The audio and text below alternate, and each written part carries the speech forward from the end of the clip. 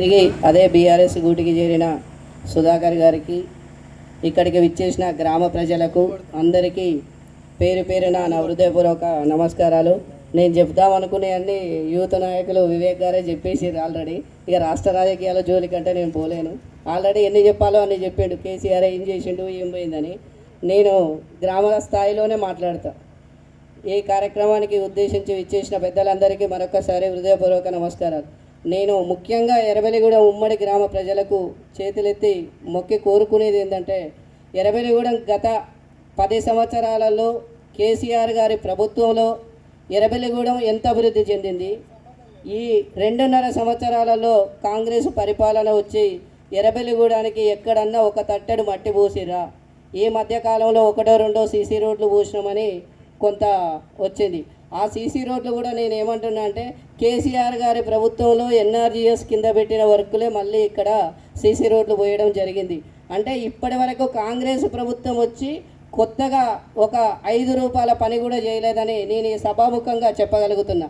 దీని మీద ఎవరికన్నా అబ్జెక్షన్ ఉంటే ఇవాళ నేను మాట్లాడినా, ఈ ఊళ్ళో కాంగ్రెస్ పెద్దలు ఎవరున్నా కూడా, కాంగ్రెస్ పార్టీలో ప్రభుత్వంలో ఉన్న ఏ పెద్దలు కూడా దీని మీద స్పందించి మీరు ఇస్తే నేను ఎవిడెన్స్తో సహా చూపించగలను. అదేవిధంగా మన కాచికల్ నుండి మెత్రాచుపల్లి వరకు ప్రతి ఒక్కరూ నాతో పాటు అందరం కూడా రోజు ప్రయాణించే ఈ రోడ్డును చూసి ప్రతి ఒక్కరం తిట్టుకుంటున్నాం. అరే ఇట్లా చేసిపోయారు, ఇట్లా చేసిపోయారు, ఇట్లా ఒక అబండం వేస్తారు. కాంగ్రెస్ పార్టీ వచ్చిన కాండి ఎమ్మెల్యే గారి ఊరికి నేను ఒకటే అడుగుతున్నా, 2019లో నేను ఎంపీటీసీ అయినా, 2024 వరకు ఎంపీటీసీగా ఉన్నా. నేను ఎంపీటీసీగా ఉన్నప్పుడు తెలంగాణ ప్రభుత్వంలో ఉన్న ఎమ్మెల్యే శంకర్ నాయక్ గారు ఈ ఊరికి ఎన్నిసార్లు వచ్చి ఎన్ని అభివృద్ధి పనులు చేశారు. ఈ 2.5 సంవత్సరాలలో కాంగ్రెస్ పార్టీ వచ్చి మన ఎమ్మెల్యే మురళీ నాయక్ గారు మాకు డాక్టర్ గారు, వారి మీద ఏమి వేరే లేదు, గౌరవం ఉంటుంది. వ్యక్తిగతంగా నాకు డాక్టర్ గారితో సంబంధాలు ఉన్నాయి, పార్టీలు వేరేనా. కానీ ఎమ్మెల్యే మురళీ నాయక్ గారు గెలిచి ఎర్రబెల్లిగూడానికి ఎన్నిసార్లు వచ్చి ఎంత అభివృద్ధి పనులు చేసిరో ఇక్కడ ఉన్న నాయకులు కానీ ఎమ్మెల్యే గారు కానీ చెప్పాలి. రెండోది ఏంటంటే, మొన్న సర్పంచ్ ఎలక్షన్కు ఎమ్మెల్యే గారు వచ్చి స్పీచ్లో ఒకటి చెప్పిపోయారు, ఈ రోడ్డు శంకర్ నాయక్ గారు శాంక్షన్ లేదు, ఎర్రబెల్లి దయాకర్ రావు గారు ఉత్తనే వచ్చి కొబ్బరికాయ కొట్టిపోయారు. నేనేమంటున్నా అంటే, 12 కోట్ల వర్క్ ఇది. దీనికి టెండర్ అయి తెలంగాణ రాష్ట్ర ప్రభుత్వం కేసీఆర్ గారు ఉన్నప్పుడే దీనికి టెండర్ అయి 3 కోట్ల వర్క్ జరిగి 3 కోట్లు ఆల్రెడీ బిల్ అయి మీ సెక్రటరియట్లో, ఇప్పుడు మీరున్న ఏ కేసీఆర్ గారు అయితే కట్టిన తెలంగాణ పార్టీ సెక్రటరియట్ ఉందో ఆ సెక్రటరియట్లో 3 కోట్ల బిల్లు పెండింగ్లో ఉంది. మీ కాంగ్రెస్ ప్రభుత్వానికి చేతగాక మీరు బిల్లు అయ్యాక రోడ్డు పనులు ఆగి మీరు పని చేయలేక మంది మీద నెపంతో నెట్టేయడం సరిగ్గా కాదండి. ఎమ్మెల్యే గారు మీరు ఎక్కడికి పోయినా, కాచికల్ నుండి మెత్రాచుపల్లి గారికి ఎవరు వచ్చినా కూడా రోడ్డు అడిగితే శంకర్ నాయకు శాంక్షనే లేని వర్క్ ఇచ్చింది అంటుండు. నేను బాజాప్తిగా చెప్తున్నా, డిఈ గారి దగ్గర నుండి నా దగ్గర లెటర్ ఉంది. దీని మీద మీరు స్పందించాలి. మిమ్మల్ని కించపరచాలని కాదు, మీరు ఒక ప్రభుత్వంలో ఉన్నారు, అదేవిధంగా ఎమ్మెల్యే గారు. నేను ఒక ఎమ్మెల్యే గారు మీదే చెప్తున్నా అంటే ఆలోచించాలి. ఎందుకంటే మా పార్టీ మాజీ ఎమ్మెల్యేని అన్నప్పుడు మేము కూడా దానికి స్పందించకుండా ఇన్ని రోజులు కూడా ఎందుకు స్పందించలే? 2.5 సంవత్సరాలంటే ఇంకేమన్నా అభివృద్ధి చేస్తారేమో, ఇంకేమన్నా జరుగుతారేమో. గెలవగానే మనం ఏమన్నా అంటే ఏమంటాం, మన ఇళ్ళని ఏమంటే ఎవరన్నా ముందుకు పోతే అదే ఎమ్మడి పడుతురు, ఓర్వలేట్లేరు, చేయట్లేరు అని అంటారు. అదేవిధంగా 2.5 సంవత్సరాలు ప్రభుత్వం వచ్చినాక కాంగ్రెస్కు మేము అవకాశం ఇచ్చాం. కానీ ఈ రోజు వరకు మనం రాష్ట్ర రాజకీయాలు జోలికొద్దు, మన ఊళ్ళో మన గ్రామ పంచాయతీలో మనదే చూసుకుందాం. పై స్థాయి దాకా మనకే 2.5 సంవత్సరాలలో కాంగ్రెస్ పార్టీ వచ్చి ఏం చేసింది. రెండోది, ఎర్రబెల్లిగూడెం చైతన్యవంతమైన ఊరు అంటాం. ఒక్కొక్కరం భయపడుతూ ఇగో ఈ జెండా పండుగ వేస్తే ఓ 10-12 మంది వచ్చినావు, 20 మందిని కనపరుస్తున్నావు. అదే పార్టీ అధికారంలో అంటే, ఏ పార్టీ అధికారంలో ఉంటే అక్కడే ఉండాలా మనం, వేరే పార్టీలో ఉండొద్దా? పార్టీని ఎంచుకునేటప్పుడు మనం ఏ పార్టీని ఎంచుకుంటున్నామో, ఈ పార్టీ ఏం పని చేస్తుందని. ఇక ఈ మధ్యలో నాకు కొత్త వార్తలు వినబడుతున్నాయి. ఇక కాంగ్రెస్లో పోయిన సంబరాలు అయిపోయినాయట, ఇక మళ్ళీ ఎప్పుడు టీఆర్ఎస్లో పోవాలి, ఎప్పుడు రావాలి. అప్పుడు శంకర్ నాయక్ మంచోడు కాదు, కేసీఆర్ మంచోడు కాదు. ఇక మళ్ళీ మొదలైంది. ఇక మళ్ళీ వచ్చేది టీఆర్ఎస్ గవర్నమెంట్ కదా, ఎప్పుడు పోదాం, ఏడబోదాం, ఇక మంతనాలు చీకట్ల పొద్దున్నాక తెల్లనాక. వ్యక్తిగత విమర్శలకు పోవద్దు అనుకున్నా కానీ అప్పుడప్పుడు ఆవేశం ఆగదు. ఎందుకంటే పార్టీని నమ్ముకొని వచ్చి పని చేసినాం, ఏదో ఆశించి ఇక్కడ ఏదో సంపాదించాలి, కోట్లు కూడబెట్టుకోవాలి, వ్యక్తిగత విషయాలు పోకుండా సబ్జెక్ట్ పరంగా పార్టీలు మారిన ప్రతి ఒక్కరికి నేను చెప్తున్నా, మీరు మంచిగా చాలా సీనియర్లు అని చెప్పుకుంటారు, చాలా పెద్దోళ్ళు చెప్తారు.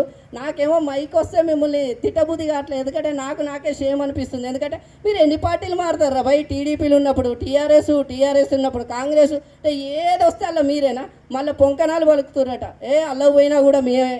బత్తిన అనిల్ అనేటోడు బతికుండే రాజకీయాలలో ఉన్నంతసేపు నేను ఇది ఛాలెంజ్ చెప్తున్నా, టీఆర్ఎస్ పార్టీలోకి కానీ మీరు ఎల్లకొచ్చినా మీ స్థానం అప్పుడు ఎట్లా ఎంబడి పడ్డానో అదే జరుగుతుంది. ఊరి కోసం పనిచేయండి. నేను అప్పుడు 30 ఇండ్లు తెచ్చిన టీఆర్ఎస్లో, ఇప్పుడు కాంగ్రెస్ ఉన్నారు. వచ్చిన 22 ఇండ్లకే మామూలుగా కాదు, వీనికి ఇల్లు పెట్టాలన్నా వాడికి ఇల్లు పెట్టాలన్నా, టీఆర్ఎస్ వాడు కాదు వాడు కాంగ్రెస్ వాడు, పేదోన్ని చూసి పెట్టారు. అప్పుడేమో బతినని మీద అన్నారు కదా, ఇప్పుడు అందరు ఒకే కుంపటిలో ఉన్నారు కదా, మీరెందుకు ఊరికి పని చేయలేకపోతారు? అప్పుడంటే బతినని చెడగొడతాడు. చెడగొట్టే బుద్ధులు మియ్యి. 2014 నుండి ఇప్పటి వరకు అదే శంకర్ నాయక్ గారు ఇదే ఇప్పుడు రైతు వేదిక కట్టిన కాడ 25 ఇండ్లు శాంక్షన్ చేస్తే మీరు పోయి క్యాన్సిల్ చేసుకొని వచ్చిన ఘనత మీది, నాది కాదు చరిత్ర. మీరు పోయి క్యాన్సిల్ చేసుకొని వచ్చి అక్కడ పేదల భూములు రైతు వేదికకు వచ్చే విధంగా చేసింది మీరు. ఏమైనా బత్తిననీళ్ళు రైతు వేదిక, బత్తిననీళ్ళు ఇల్లు కట్టుకున్నాడు, ఆ బత్తిననీళ్ళకే ఇల్లు లేదు, మంది భూములు ఎందుకు గుంజుకుంటారా భయ్? బత్తిననీళ్ళకే కిరాయి ఇంట్లో ఉంటుండు, బత్తిననీళ్ళు ఇల్లు గుంజుకునే అంత నీచపు అలవాటు లేదు. ఇక మానుకోండి, ఈ పార్టీలు మారే చరిత్ర మానుకోండి. దయచేసి అక్క చెల్లెలకు, అన్నదమ్ములకు, ఎర్రవెలిగూడెం ప్రజలకు చెప్తున్నా, నాలాంటి కొడుకులో అన్నలో చెల్లెలో మీకు కూడా ఉంటారు. మీలాంటి మీ కొడుకులో ఎవరో రాజకీయాలలోకి వచ్చిరనుకోండి, వాళ్ళకు కూడా ఇదే పరిస్థితి ఎదురవుతుంది. ధైర్యం చేయాలి. మనకెవరు పొట్టి పోషించరు. ఇలా కరువు పనికి పోతేనే మనకు పైసలు, మనకెవరు పెట్టట్లేడు కదా. మనమేంటి, మన కుటుంబం ఏంటి, మనం కూడా ఆలోచించుకొని ముందుకెళ్ళాలి. ఇవి ఎందుకు చెప్తున్నా అంటే, రాజకీయాలలో భయపడ్డా కొద్దీ ఇంకా అణిచివేస్తూనే ఉంటారు. అదేవిధంగా ఇంకొకటి ముఖ్య గమనిక, ఎమ్మెల్యే గారికి రిక్వెస్ట్ చేస్తున్నా, ఇంతసేపు ఈ రోడ్డును తొందరలో పట్టించుకొని రోడ్డు చేయండి. అనవసరంగా బీఆర్ఎస్ పార్టీ మీద నిందలేయకండి. ఇది శాంక్షన్ అయిన రోడ్డు, ఇది 12 కోట్లతో శాంక్షన్ అయిన రోడ్లు. ఆల్రెడీ 3 కోట్ల వర్క్ నడిచింది, తనకు పైసలు వేస్తలేరు. వేయకుండా కాంట్రాక్ట్ కూడా చేయరు కదా, మీరే ఉన్నారు కదా ప్రభుత్వంలో.